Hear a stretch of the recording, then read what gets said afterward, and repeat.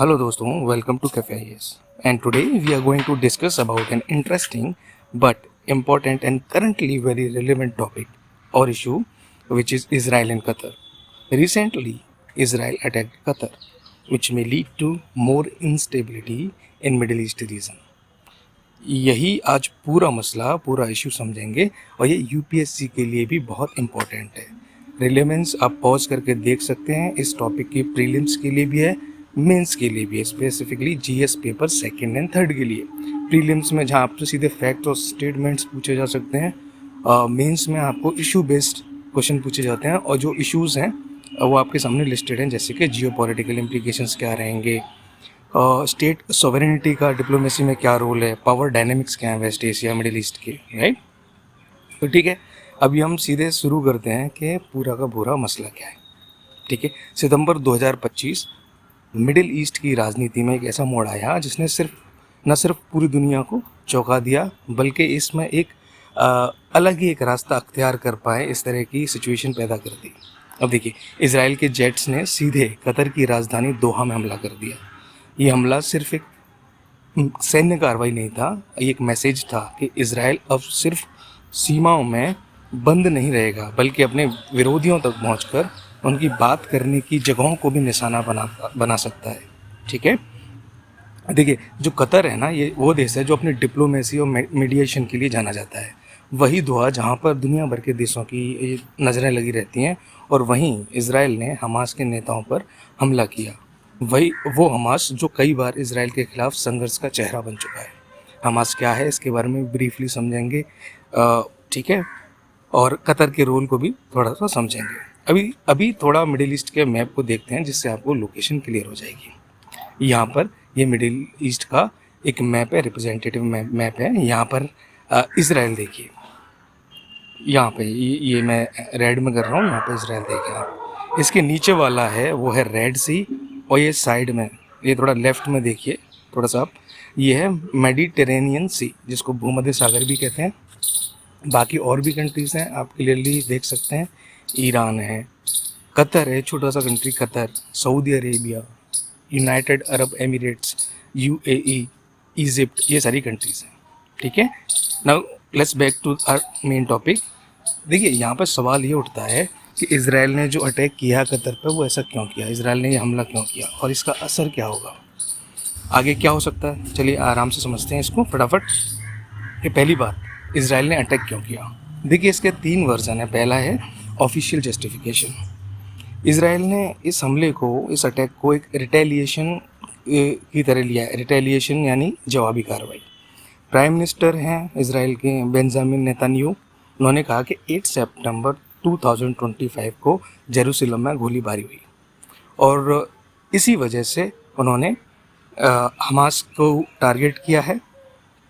ठीक है, इस क्योंकि कतर में वो मीडिएशन वाली पीस नेगोशिएशन चल रही थी यूएसए और हमास के बीच में, तो उसको डिसरप्ट करने के लिए उन्होंने ये हमला किया है. तो उन्होंने इस हमले को, इस पूरे अटैक को हमास को ख़त्म करने की अपनी स्ट्रैटेजी का हिस्सा बताया. वो हमास ये हमास देखो 2023 में, आज से लगभग 2 साल पहले इजराइल पर बहुत बड़ा हमला किया था, जिसके जवाब में इजराइल आज तक गाजा पट्टी में, पूरे पैलेस्टाइन में हमले कर रहा है. ठीक है, अब देखिए, ये तो ऑफिशियल स्टेटमेंट था. अब अंडरलाइंग मोटिव्स क्या हैं. देखिए, ये कहानी यहीं ख़त्म नहीं होती. अगर आप वो थोड़ा सा भी इस इंटरनेशनल पॉलिटिक्स में इंटरेस्ट रखते हैं, तो आपने ध्यान दिया होगा कि इजराइल की स्ट्रेटजी है सिर्फ सेल्फ डिफेंस तक सीमित नहीं है. ये एक बड़ा गेम है, लार्जर गेम, पावर का, इन्फ्लुएंस का और नेगोशिएशंस को डिसरप्ट करने का. देखिए, आप समझो आप इस बात को. मैं थोड़ा सा आपको बैकग्राउंड देता हूँ. जून 2025 इजराइल ने ईरान पर हमला किया, और उस समय पे यूएसए ईरान के साथ न्यूक्लियर नेगोशिएशन कर रहा था. इजराइल ने कहा कि ये अटैक, उसका अटैक जो ईरान पे किया था, वो ईरान को कमज़ोर करेगा और अमेरिका की बार्गेनिंग पोजीशन को मजबूत करेगा. और नेगोशिएशन देखिए आज तक, अभी तक रुकी हुई. अब सितंबर 2025 में देखें, इजराइल ने हमास के नेताओं पर हमला किया, और तब हमला किया है जब वो यूएस के द्वारा प्रपोज्ड सीज़ फायर पर डिस्कशन कर रहे थे. इजराइल का मैसेज साफ था कि अगर अब नहीं हमें पकड़ पाए उन्हें, तो हमें अगली बार भी रोकेंगे, लेकिन हम रोकेंगे ज़रूर। अब ये रिटेलिएटरी स्ट्राइक क्या होती है? रिटेलिएशन का देखो मतलब होता है जवाबी हमला, और इजराइल की जो पॉलिसी है उसमें रिटेलिएशन का मतलब सिर्फ रिवेंज नहीं है, बल्कि एक पॉलिटिकल वीपन है। ध्यान रखना, रिवेंज प्लस पॉलिटिकल वीपन। और जेरूसलम में हुई जो गोलाबारी की घटना है, जहाँ पे फायरिंग हुई थी, उसके बाद इजराइल ने कहा कि हमास की साजिशों को ख़त्म करना बहुत ज़रूरी है। इसके अलावा इजराइल को डर था कि अगर हमास सीज़ फायर स्वीकार कर लेता है, मान लेता है, यूएस और हमास में जो सीज़ फायर के नेगोशिएशन चल रहे हैं, तो उसको अगर हमास मान लेता है तो इजराइल की हमास पर पकड़ कमज़ोर हो जाएगी। ठीक है, इसीलिए वो अपने इस मिलिट्री एक्शन से, इस अटैक से ये मैसेज देना चाहता था कि वो किसी भी शांति वार्ता को, शांति पीस टॉक्स को अपने खिलाफ नहीं जाने देगा। यह दिखाता है कि रिटेलिएशन कई बार इमोशनल रिएक्शन नहीं होती, बल्कि एक स्ट्रेटेजिक स्टेप होता है। ठीक है, तो इजराइल के एम्बेसडर ने कहा था कि if not this time then next time we will get them, यानी कि हमें तो करने ही हैं जब भी इस तरह की पीस नेगोशिएशन होंगी, स्पेसिफिकली हमास के केस में। अब देखिए टारगेट क्या था, क्या नुकसान हुआ, आपके लिए बहुत इंपॉर्टेंट नहीं है, लेकिन न्यूज़ की हॉलिस्टिक कवरेज के लिए थोड़ा समझ फटाफट देख लेते हैं। देखिए हमले का जो मेन टारगेट था हमास का वो डेलीगेशन था जो सीज़ फायर के लिए बात कर रहा था, और इस हमले में 6 लोग मारे जाने की जानकारी है, जिसमें 5 तो हमास के मेंबर हैं और एक कतरी इंटरनेशनल सिक्योरिटी ऑफिसर है, यानी कि कतर का जो इंटरनल सिक्योरिटी ऑफिसर थे वो मारे गए। तो 6 लोग मारे जाने की अभी तक जानकारी है। लेकिन सबसे बड़ा सवाल देखो यहाँ पे है कि इजराइल अपने टारगेट में को भेदने में कामयाब हुआ या नहीं। ठीक है, रिपोर्ट्स कहती हैं कि मेन हमास की नेगोशिएशन टीम है वो बच गई, और हमास के बारे में ब्रीफली हम वीडियो के एंड में थोड़ा सा और जानेंगे। ठीक है, तो इजराइल की नीति केवल एक लिमिटेड रिएक्शन की नहीं है, वो लॉन्ग टर्म संघर्ष की एक तैयारी है। अब कतर इंपॉर्टेंट क्यों है? हमने कहा था कतर के बारे में भी जानेंगे, कतर का क्या रोल है। देखिए कतर एक छोटा सा देश नहीं है, हमने अभी मैप में देखा था, छोटू सा देश था। ठीक है, आप को लोकेशन मैंने दिखाई हुई है, एक और बार मैं अभी आपको दिखाता हूँ। कतर मिडिल ईस्ट की डिप्लोमेसी का पावर हाउस है, छोटा सा देश नहीं है। और दोहा में एक यूएस का मिलिट्री बेस है, इसका नाम है अल उदैद एयर बेस, अल उदैद एयर बेस। ठीक है, ये यूएस का मिडिल ईस्ट में सबसे बड़े मिलिट्री बेसिस में से है, और ये भी कहते हैं कि एक्चुअल में सबसे बड़ा मिलिट्री बेस है मिडिल ईस्ट में यूएस का। यहाँ पे हज़ारों अमेरिकन सोल्जर्स यहाँ पे डिप्लॉय किए गए हैं। तो ऐसे में इजराइल का हमला सिर्फ हमास पर नहीं बल्कि यूएस के सहयोगी पर भी था। यहाँ पे चीज़ें कॉम्प्लिकेट होना शुरू हो जाती हैं। आप फिर से एक बार लोकेशन देख लें, कतर की भी और यूएसए के एयरबेस की, अल उदैद एयरबेस की। ठीक है, ये रहा, देखिए आपको क्लियर दिख रहा है, ये पिक्चर क्रेडिट ये बीबीसी से मैंने ली है। देखिए कतर ने कई बार मीडिएशंस की हैं, जैसे हमास और इजराइल के बीच ceasefire talks, US withdrawal की नेगोशिएशन में तालिबान से बातचीत, ये सारी नेगोशिएशंस उसने की हुई हैं। ट्रंप एडमिनिस्ट्रेशन ने भी पहले कतर की मदद ली है, यानी कतर सिर्फ अपनी सुविधा के लिए नहीं बल्कि ग्लोबल डिप्लोमेसी के लिए भी बहुत महत्वपूर्ण प्लेयर है। लेकिन अब क्या इस हमले ने कतर की क्रेडिबिलिटी को या मीडिएटर रोल को खतरे में डाल दिया है? बिल्कुल बिल्कुल डाल दिया है। तो कतर का क्या रिएक्शन रहा था इस पर, ट्रंप का क्या रिएक्शन रहा है, यूएन का क्या रिएक्शन रहा है, वो हम जानते हैं। पहला शुरू करते हैं हम कतर की प्रतिक्रियाएं क्या थी। कतर के जो प्राइम मिनिस्टर हैं शेख मोहम्मद बिन अब्दुल रहमान अल थानी, ठीक है, नाम याद रखना इंपॉर्टेंट नहीं है, इन्होंने सीधे शब्दों में इस वाले अटैक को कहा था कि ये स्टेट टेररिज्म है, यानी कि स्टेट स्पॉन्सर कर रहा है ये, और ये टेररिज्म का ये एक तरीका है। एक ऐसा देश जो, उन्होंने कहा कि एक ऐसा देश जो मिसाइल चला रहा है कैसे कह सकता है कि वो किसी पीस टॉक का हिस्सा है। इजराइल को निशाने पर साधते हुए सीधा सीधा ये कहा कि अब समय आ गया है कि पूरे मिडिल ईस्ट रीजन को इस बारबरिक एक्शन, इस तरह के अटैक्स के खिलाफ खड़ा होना चाहिए। कतर का कहना था कि वो मीडिएशन के लिए जगह दे रहा है, न कि युद्ध के लिए। अब इस पर यूएस की क्या प्रतिक्रिया रही? यूएस प्रेसिडेंट ट्रंप ने अटैक की आलोचना की, उन्होंने क्रिटिसाइज किया, कंडेम किया इसको। उन्होंने कहा कि ये अटैक ना तो इजराइल के गोल्स को आगे बढ़ाता है ना ही अमेरिका के, लेकिन उन्होंने ये भी कहा कि हमास को ख़त्म करना एक वर्दी ऑब्जेक्टिव है। ठीक है, जिसको करना चाहिए। तो एक तरह से देखें उन्होंने दोनों ही बातें कर दी, कतर को के साथ भी सिंपैथी जता दी और इसराइल को भी कह दिया कि आपने चलो हमास को कर रहे थे तो वो भी ठीक किया। ठीक है, तो थोड़ा सा देखें तो ये नज़र आता है क्लियर कि ट्रंप ने अपने आप को इससे अलग ही रखा है और इसराइल के लक्ष्य को पूरी तरह मानने से इनकार भी नहीं किया है। यानी कि अमेरिका ने विरोध तो किया लेकिन प्रतिबंधों का रास्ता नहीं अपनाया। इंटरनेशनल फॉलोआउट की हम बात करते हैं, पहले अरब और इंटरनेशनल की बात करते हैं। अरब नेशंस ने कैसे किया और यूएन सिक्योरिटी काउंसिल ने क्या रिस्पॉन्स दिया। तो यूएन सिक्योरिटी काउंसिल ने इस हमले को निंदनीय बताया है, कंडेम किया है। लेकिन देखिए इसमें भी एक पेच है कि इसराइल का नाम लेकर कोई कार्रवाई नहीं की। इसका मतलब है कि सबकी चिंता है, सबको चिंता है, लेकिन सीधे इसराइल का विरोध कोई नहीं कर रहा है। सऊदी अरेबिया, इजिप्ट, यूएई इन सब ने हमले का निंदा की। यहाँ तक कि सऊदी अरेबिया ने तो कतर को मिलिट्री सपोर्ट देने का प्रस्ताव रखा। लेकिन देखिए अभी इस कतर के पास सीमित विकल्प हैं, वो अमेरिका से जुड़ा हुआ है और उसने विश्वास अर्जित करने के लिए यूएसए का उसने भारी निवेश किया है। तो वो कोई एकदम आउट ऑफ द बॉक्स जाके एक्शन नहीं लेगा, वो उसके पास लिमिटेड ऑप्शंस हैं। फॉर एग्जांपल उसका यूएस का विश्वास जीतने के लिए ट्रंप को उसने बोइंग 747 तक गिफ्ट किया था कतर ने। फिर भी इसराइल का confidence and capability shows that अब रीजन को वो अपनी शर्तों पर रीशेप करेगा। इस पूरे प्रकरण से, पूरे अटैक से, पूरे सिचुएशन से ये समझ में आता है। अब यहाँ पे पावर शिफ्ट कैसे हो रही है और उसका वाइडर इम्पैक्ट कैसे है। देखिए के स्पीकर एक व्यक्ति हैं, उन्होंने अटैक के बाद लिखा कि this is the message for middle east, कि ये पूरा सिनेरियो है, this is the message for middle east.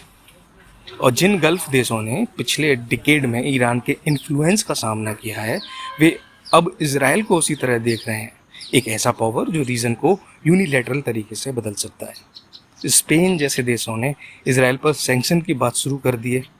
यूरोपीय संघ जैसे ब्लॉक्स आमतौर पर मीडिएशन को प्राथमिकता देते हैं, प्रायोरिटी इनकी रहती है मीडिएशन, लेकिन अब इसराइल के हमले ने उन्हें अपनी स्ट्रेटजी को रीशेप करने पर मजबूर कर दिया है। तो इस तरह से ये सारी चीज़ें चल रही हैं।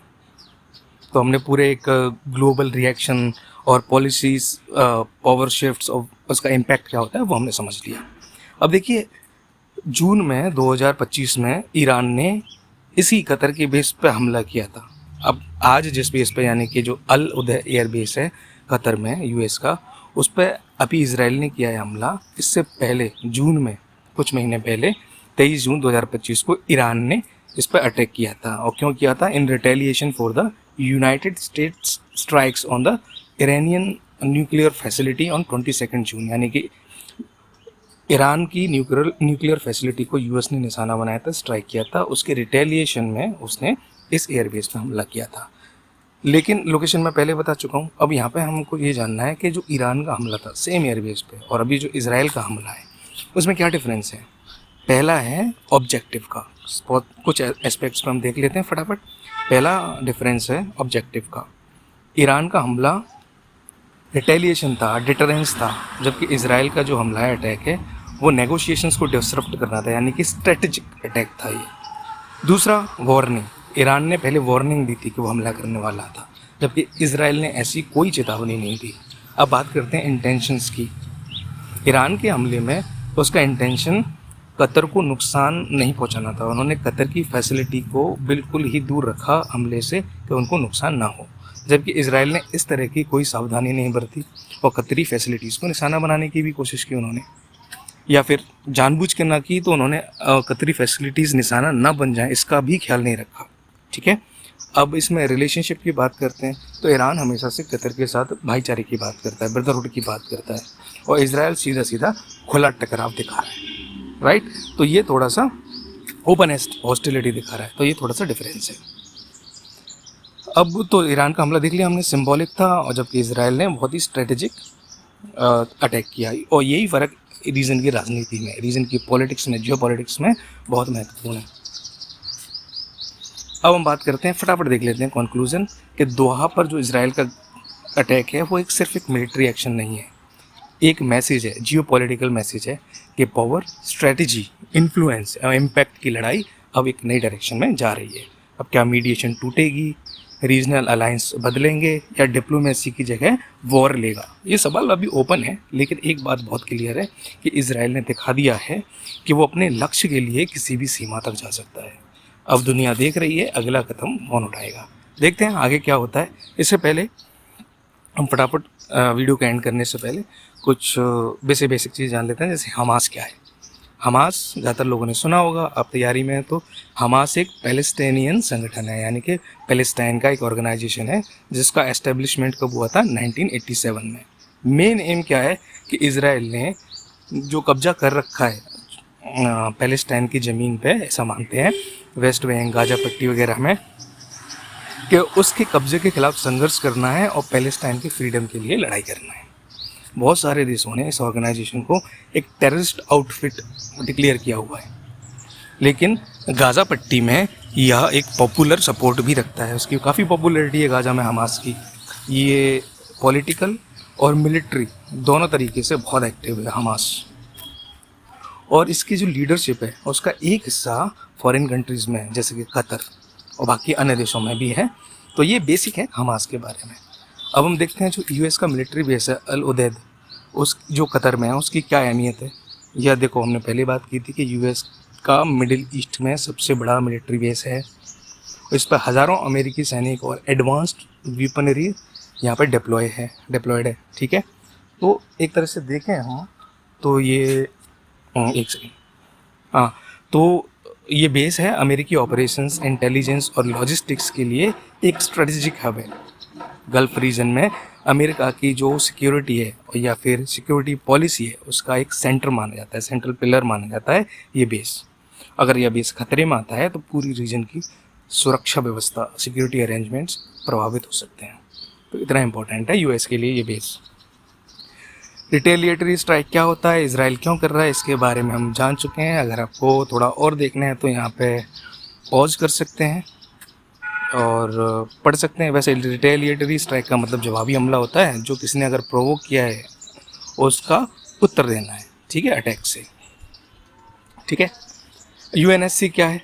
यूएनएससी देखो, United Nation Security council, United nation की सबसे इम्पैक्टफुल, सबसे इफ़ेक्टिव संस्था है। ठीक है, इसका काम क्या है, इसका काम है ग्लोबल पीस एंड सिक्योरिटी को बनाए रखना। इसमें 15 मेंबर्स होते हैं, 5 परमानेंट और 10 टेम्परेरी। 5 परमानेंट मेंबर्स में होते हैं यूएस, यूके, रशिया, चाइना और फ्रांस, और बाकी 10 मेंबर्स हैं वो रोटेशन बेसिस पर आते हैं। ठीक है, ये युद्ध यानी कि वॉर, सैंक्शंस, पीस कीपिंग जैसे इश्यूज़ पे यूएनएससी डिसीजंस लेती है।